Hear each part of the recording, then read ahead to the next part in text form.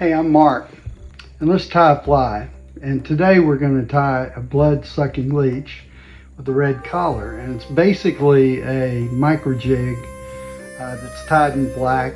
And I'm actually tying this one in a tactical jig today, and I'm using a black nickel head and black marabou and red thread. So first we're going to start out like usual. We're going to wrap our thread right behind the head.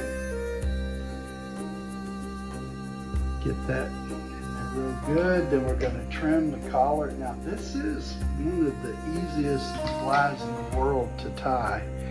It's also very easy to fish, and what you can do is just fish it under an indicator near the bottom, and particularly on days where it's not a whole lot of flow, you can also strip it, or you can fish it on the swing. So it's very versatile, and it's one of those flies you fish when your midge aren't working.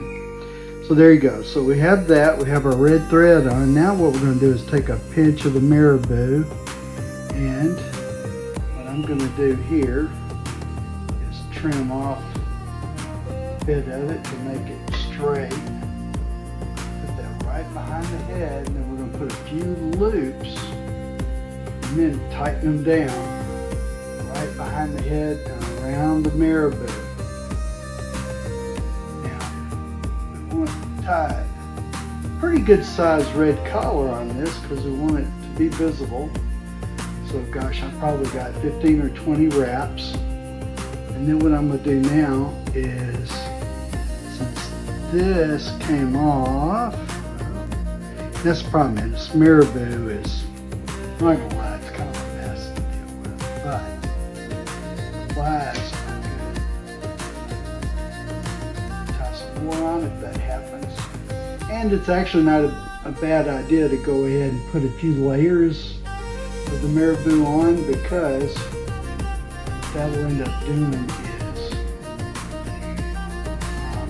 is stay on a little better, because this stuff will come loose. Get a collar on there. Looks like it's on pretty tight. So now what we're going to do is get our whip finisher. We're going to tie our whip knot around here. Do 3 or 4 turns. I notice I point it up, and then I use my string to pull it back down to the fly, and we're going to cinch it down and then trim the tag. And now we're going to go back, since we've got all these goofy links, and we're going to cut it to a reasonable shape. We still want it to look kind of buggy. We don't want it to be, edges to be too straight, so to speak. Make it look like